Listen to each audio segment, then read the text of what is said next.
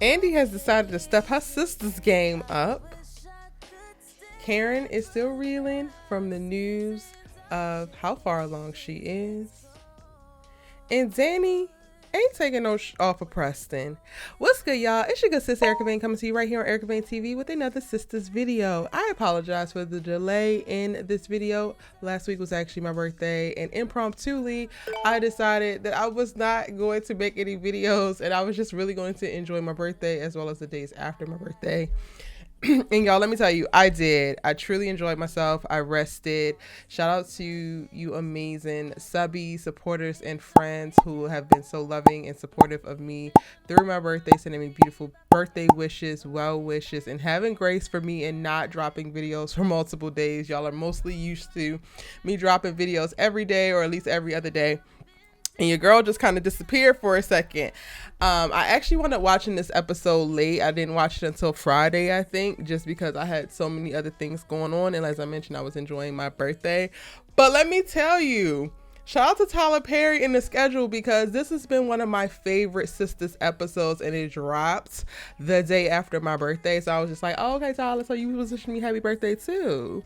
This episode was giving, and while it wasn't a ton that happened, I thoroughly enjoyed so much of the dialogue, so much of the interactions between characters, and of course in this video we are going to talk about it. Now, if you're new here, hit that subscribe button and turn on your bell notification so you don't miss out on any of my other Sistas videos, as well as all of the other dope television series that I'm creating content for right here on Erica Vane TV. Erica, me, your good sis E that you love to talk TV with. Yes, hit that subscribe button, turn your bell notifications on.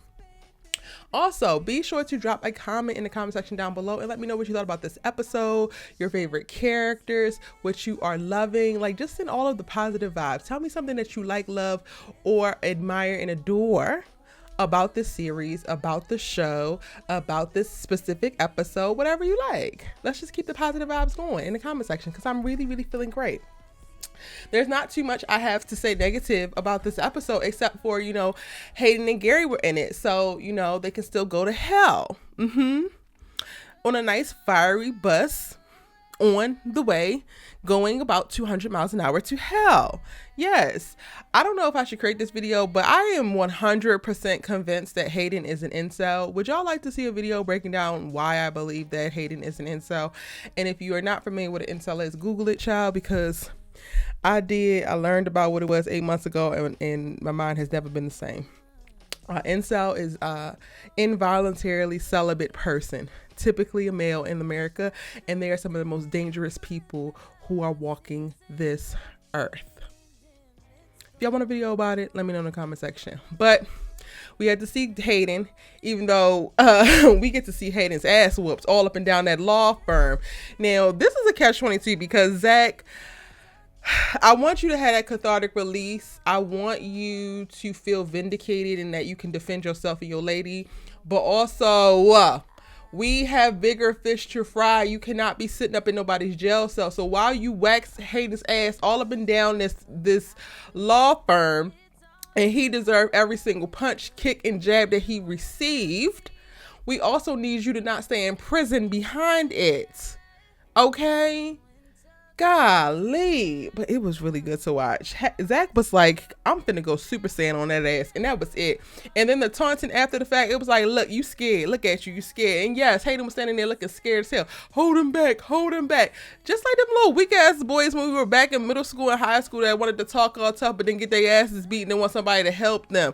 There's no help coming for you, Hayden, and when Zach gets out of prison, it's gonna be more hell to pay. But Zach, we're gonna have to figure out a legal way to come after this man, or we're gonna have to figure out a way to hire some people, because you can't be the one laying hands no more, sir. Okay? Fatima and Zach, y'all can no longer be the one laying hands. Y'all better call up some cousins, some brothers, something, okay? Because this ain't it. I'm glad y'all got y'all licks off, but once y'all out of prison this time, we have a whole house to, you know, live in, make a home with. We have new lives to walk into. We have a fresh relationship that we are still standing up, and all these other personal things that we have to deal with. We have no time for Hayden's, okay? Let's outsource the handling of a Hayden, okay? Thank you. And, you know, we see Gary, who is just the pit scum of the earth. interacting with Hayden, and because Hayden makes a call in this episode. Oh, Robin is actually back. I didn't know he was coming back. He'd be checking out Fatima and Andi. Boy, he did not be looking at no damn Fatima, but okay. And you know, Gary is, oh, this is gonna be a problem. Oh, he's using his clients' money to come back and forth. Oh, can you get me information on that? You know, the same way that Gary's supposed to be getting information on Zach so that Hayden can end Zach. Now, Gary wants Hayden to get information on Robin so that he can try to end Robin. Both of you goofy ass men, just go to hell. All right, I'm glad I got that negativity out the way, because that's literally it, y'all. That's the only problem that I have with the episode, which is not really a problem in the episode because they are the villains. So you're supposed to hate them, right? That's what it's given. So Erica's in line with what's supposed to be happening. Cool. Now, what I loved about the episode, I love my good sis Karen. I ain't even gonna hold y'all. I am thoroughly still enjoying watching her journey, watching her authenticity, watching her honesty, watching her feel what she feels, and I get it. I 100% get it. Yo, she don't want Aaron to be the father of this baby because she don't know him. And I've said that before in my lives as well as in previous videos. And it's hard. It's hard to get out of the life that you had imagined, that you had already accepted, and now having to walk in and accept a new one because circumstances changes or other things just happen. So I totally get it. She's scared. She don't know Aaron as well as she knows Zach. It's kind of like picking a lesser of two evils. Now, neither men are evil, right? But like, she knows what she's getting when it comes to Zach. She still has yet to feel like she's seen the other shoe drop when it comes to Aaron. Now, she's seen him drunk and spiraling because of that. But also, as she mentioned, like, your wife blew her brains out in front of me. Your brother-in-law tried to kill me. Your mother-in-law tried to come at, like, all of these things have also happened. And while Zach has cheated on me, has given me STDs, and has gone to jail and not been able to financially support, I have not experienced what I've experienced with you or on your side. And I don't even know if that is like the worst that it can get. So like I have been saying for a while, people got to continue to give this girl grace. I love that Aaron is continuing to give her grace because they really put in perspective, like, they have not known each other that well. Like, this is all very new. 3 weeks ago, they slept together, or like 3.5 weeks ago, they slept together. They only met about 2 weeks before that. So they are all like, they are within like 6 to 8 weeks of even knowing each other. And now she's about to have a baby with this man. And y'all got to give her credit because she's known Zach for over 3 years and have known Aaron for less than 2 months. Come on now. I would be looking sideways as well. I ain't even gonna hold you. So I really love seeing it. I love how honest she was with it. And even with the conversation with Aaron, he's like, I love you and I know that you love me. I believe that Karen does love Aaron. I definitely believe that. I believe everything that he said. The problem is that she doesn't love Aaron more than she loves Zach. And we're not really going to get a shift until she gets to the place where she loves she loves Aaron more than she loves Zach. And what it looks like to me is that Aaron is willing to wait for that. He is willing to give additional time and effort to get her to that place. So again, I feel like we're on the right road. She is processing. She is healing. One of my most joyous moments in watching this episode was watching Karen say, I'm pregnant, and like having the cravings, and Aaron's like, well, it's pretty normal for pregnant women to want pickles and ice cream. And she's like, wait, I'm pregnant. Like, this is the first time since it has been announced that she's actually been able to sit and actually have a moment of joy and happiness behind the fact that she's pregnant. Every other moment in discussing it has been full of stress. It has been full of drama. It has been full of pressure. And watching her take a second and like just have this little the cutest little smile, and you can see the bubbling up of the joy and the pride in her as she says, I'm pregnant, and she's able to actually just like release and marvel in it for that moment. I was just like, yes, sis, yes, I love this for you. I absolutely love this for you. Now, my second my second favorite moment of this episode was actually Andrea Barnes and how she responded to Karen coming to her office. Andi handled it beautifully. This is what I have been looking for when it comes to Andi navigating her friendship with Karen and Fatima. In this episode, Andi was able to show up 100% for Fatima and 100% for Karen without creating any kind of unnecessary petty drama between the two, and it felt authentic. And one of the keys that I feel like also was very present and allowed for Andi to do this is because she was also not thinking about her own bullshit. For a second, she literally stepped into her selfless bag and she put Fatima first when she was dealing with Fatima, and she put Karen first when she was dealing with Karen.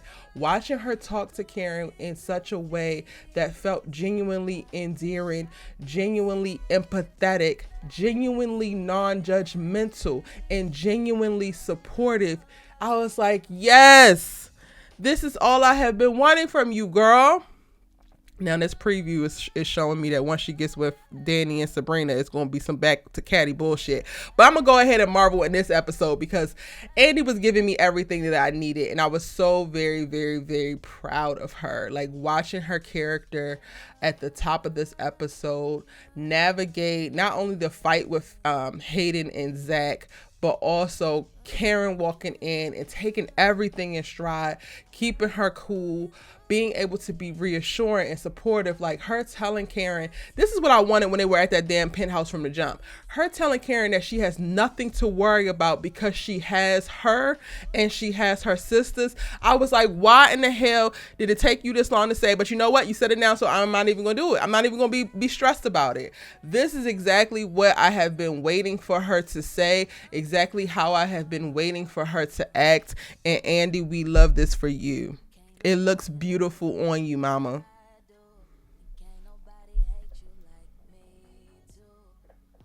Now, speaking of Danni and Sabrina, they meet up at the end of the episode because y'all know they all meeting up at Andi's house after work to talk about Karen. And in the preview video, hit the subscribe button and turn on bell notifications because I'm going to talk about that in my actual preview video. I'm not going to bring down my own mood because I really did enjoy this episode. But this moment when they're at the grocery store, you know, after Sabrina walks in on Danni and Preston talking, right when Preston is about to go ahead and admit all of the stuff that he's been doing and how he really feels, because Lord knows the time is now, Preston. These games that you playing is wiggity whack, okay? Zach is leading you astray. You looking like a goofy ass man, and I hate this for you. Say what you want, say how you feel, and keep it moving. The fact that you made this big ass deal about, oh, put my box outside, I'll come and get it after you leave for work in the morning, and then you bring your ass to her house immediately after she gets off work that day talking about something I said today. No, you didn't. Now I'm mad, Preston. I've been on your side for a while. Daniella has been set tripping, but this stuff right here, we ain't doing this, okay? We ain't doing this. But anyway, Sabrina walks in, which interrupts that. And you know what, Preston? If you was really about it, you would have said what you had to say, whether her homegirl was standing in that doorway or not, okay? Because you're not going to have that many chances to come back and tell this girl how you feel and get what the hell you want. Everybody want to act like that you got plenty of time. You don't. All these games you playing is bullshit. Anyway, I'm going back to what I was saying. Anyway, Sabrina shows up, interrupts that, and then they go to the grocery store because they headed over to Andi's house so they can kiki and cackle about Karen. Cool. While they're at the grocery store, these African women walk up onto them and are like following them around the store, and it's because Sabrina is on the front cover of an African country's magazine as the potential prince's new wife. I'm really hoping that this storyline gives, because Bio was cute. Sabrina has always been cute. She always gonna give a look, but I don't care yet about them. I really don't. Early in the episode, we get to see Calvin convince Maurice that they need to go ahead and let Q stay in one of the dumbest decisions that have ever happened in the history of this series. And then Calvin's running off with his little shiny suit pants wearing behind, probably off to some date or maybe to pop up on Sabrina. Who the hell knows? I just feel like the whole Calvin thing hasn't been really put to rest. She's about to start really falling for this prince now that she knows that he's a prince or whatever. And I'm just like, Lord. it's about to give a bunch of more of like chaos and confusion in Sabrina's love life, and she don't need that. She needs like to know exactly what she wants and it to be streamlined. Like, I'm not even buying the whole him sweeping her off her feet. Like, her saying on that first day, like, this is the best day that I've ever been on. It's like, girl, he gave you some food from his restaurant for free and he took you dancing. Like, calm down. And maybe it's just me, but I'm like, Sabrina, calm the hell down, girl. He did not fly your ass to the top of the Eiffel Tower or nothing. Like, calm down. You need to understand that this is the bare minimum like you deserve, and you out here shucking and jiving as if this boy has literally moved mountains and all he has done is talk to you with the intention of actually listening to what the hell you got to say and taking you to do some things that you actually like to do. That is what needs to happen. That's what's supposed to always happen. Now it's falling for the bare minimum, honey. My God. All right, y'all. I think that's everything that happened in the episode. Again, thank you so much for waiting for me to drop this video and watching. If you made it all the way to the end, you a real one. And I'm going to show you some extra special real love because I know I'm late and I appreciate all the birthday wishes and all of that jazz. So drop some balloon emojis in your comments so I know that you made it all the way to the end of the video. You're a real one, and I gotta show you some extra special real love. I will be going live on Thursday at 4 p.m. Pacific Standard Time to talk about Sistas episode 16. So join me there. Hit the subscribe button so that you don't miss out, and then turn on your bell notification so that you are reminded when I go live and when I drop a new video. Now it's your turn. Drop down in the comments. Let me know how you feel and what you're thinking, and I'll see you in the next one.